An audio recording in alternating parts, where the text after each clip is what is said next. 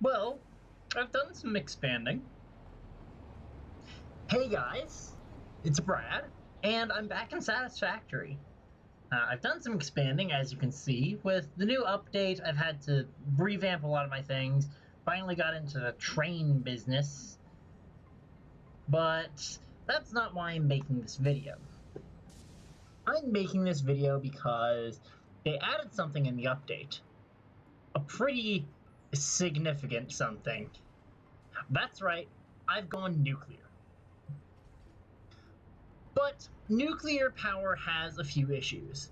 But to understand that, I first need to catch you guys up to speed on what all power is. As you go through the game, you'll slowly get more and more power capabilities. You'll start by just getting some biomass burners on the hub, which don't provide much power, but enough to start your factory. Eventually, you'll unlock the ability to make your own, giving you 30 megawatts of power every minute. Now, that's good, but it's manual. You can't input any resources automatically, and you'll eventually run out of materials in there, causing it to shut down. You're going to want to upgrade, eventually, to coal. Coal can be automated. It takes coal and water, and then that's it. That's pretty nice. That's pretty good. That gives you, what is that? 250% of what the biomass burner would give you. That's actually pretty impressive. Now, after that, you'll go up to the fuel generator, which I'm going to clear that off of my to-do list real quick. Whoops. Fuel is a bit simpler and a bit more complicated. You have to turn crude oil into fuel.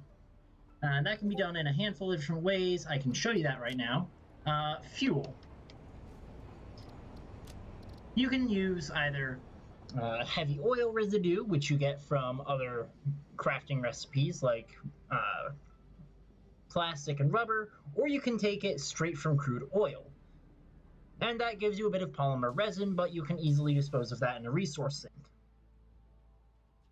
Now that's pretty decent. That's where a lot of people will stop. Lately, they've been adding geothermal generators, which give you a variable amount of power, but you don't need to input any resources. Once it's set up, it's done. You just leave it and forget it. That's pretty good. But then we go bigger. See, with each one, you get a substantial power boost. You go from 30 to 75, double that to 150, and then you can go up to 400 megawatts on average. That's pretty decent. But then there's nuclear power, which is a whole new level of power at a base cost, or a base production of 2,500 megawatts. That's a lot of power. That is a lot of power. Now, nuclear power is special because coal, you set it up, you forget it. Fuel, you set it up, you forget it. Geothermal, you set it up, you forget it. Nuclear power is different. It produces nuclear waste. And nuclear waste is a nightmare. So, how do you do nuclear power? Well, first of all, I've got everything set up right here. I've been doing this for a while. I got it all set up. You're going to need some sulfuric acid, which is just sulfur and water. You're going to need a hazmat suit to deal with this radiation, or else you're going to die very quickly. A hover pack is also very much useful. You're going to need uranium, some concrete, and you're going to want to turn it into these encased uranium cells. Now, these uranium cells are going to be then processed over here in a manufacturer with some electromagnetic control rods, encased industrial beams, and those will become uranium fuel rods. Now, Uranium fuel rods are then taken over here and put into the actual power plant. Whoop. And they burn for a long time. 2 minutes and 30 seconds, actually. But as you can see, as much as as little of these as I'm actually using, I'm also producing uranium waste. I'm also consuming water, 600 every minute, which is completely overclocked, by the way. If I were to just reduce this down, that goes down to only 300, but my power limit drops substantially, so I'm gonna crank that sucker back up to the top.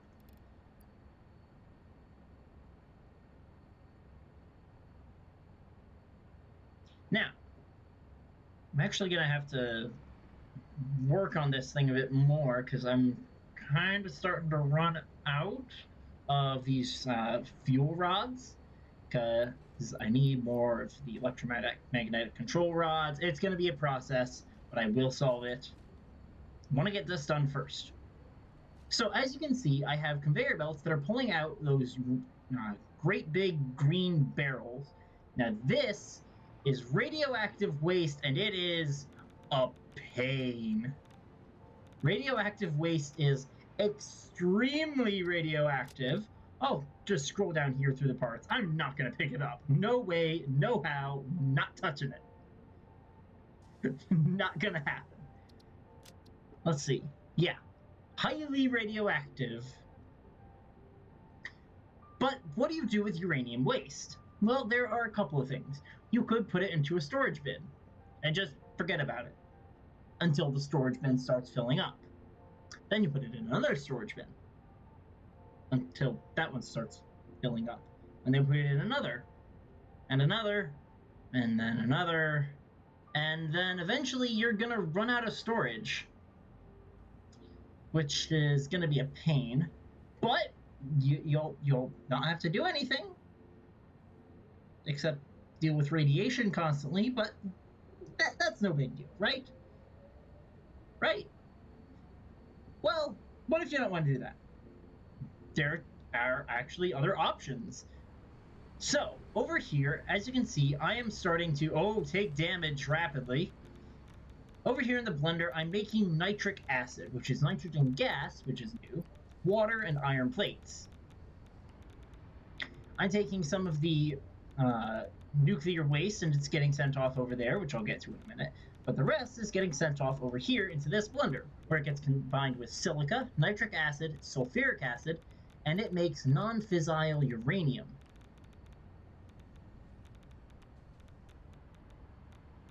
Okay, what is going on with the water here? I'm gonna deal with this real quick.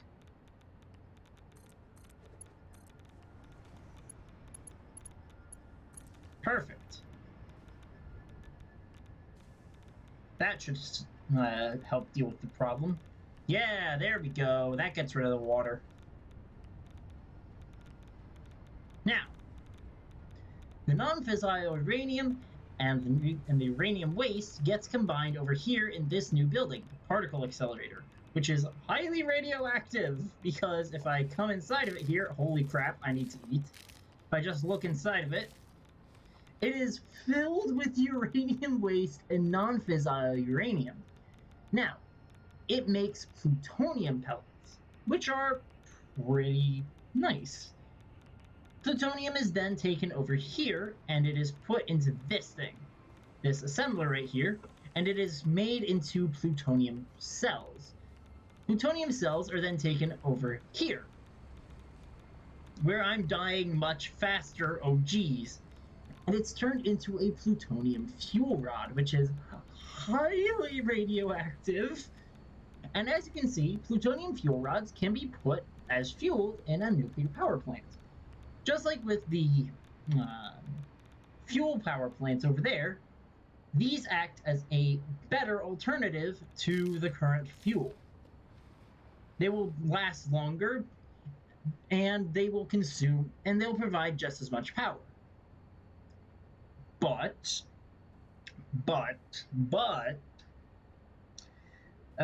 problem with that is that, well, it produces plutonium waste, and plutonium waste is way worse.